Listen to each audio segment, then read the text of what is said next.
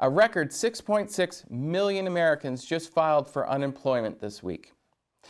Analysts were only predicting between 3 and 6 million, and that number was blown out with the 6.6 million mark. Most analysts were actually expecting 3.5 million jobless claims. Now, why were the numbers so high? Well, with social distancing and so many Americans having jobs, for example, in the tourism and restaurants and so on, all those businesses are completely shut down, more or less, other than some takeout and delivery. So there's a lot of the entire American economy that's dependent on tourism and business travel that is just not happening, and unfortunately those numbers are going to continue to go up. As you can see on the chart, which we're going to put on the screen for you, this is a massive spike, up to 6.6 million in 1 week. Last week it was 3 million. Now, on that chart, there's one thing that we need to point out. Back in the financial crisis in 2008, the worst week was only 650,000 unemployment applications. So this is 6 million higher, basically, than the worst week from the financial crisis in 2008.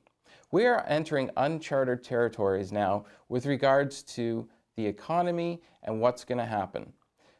We just don't know how the economy will bounce back after this is all over. However, also yesterday, hit another record in the US, they topped 1,000 deaths in 1 day, which actually is double what the amount of deaths they reported on Tuesday, which was also a new record. Now more people are dying from COVID-19 than are dying from two of America's most deadly illnesses, which is lung cancer and the flu. Now, I want to just point out some numbers here with regards to how many people are dying and where they're expecting to peak. So the modeling right now is showing that they're going to peak at around 2,200 deaths per day by mid-April, which is more than double how many people died yesterday. Right now, America's #1 killer is heart disease, and it kills 1,772 people per day. So COVID-19 is going to kill 500 people or more per day than America's next biggest killer, which is heart disease. Now, the flu, the ordinary flu, the one where you go and get the flu shot every year to try and prevent getting the flu, it kills on average 508 people a day. So COVID-19 is actually now killing twice as many people per day as the regular flu is.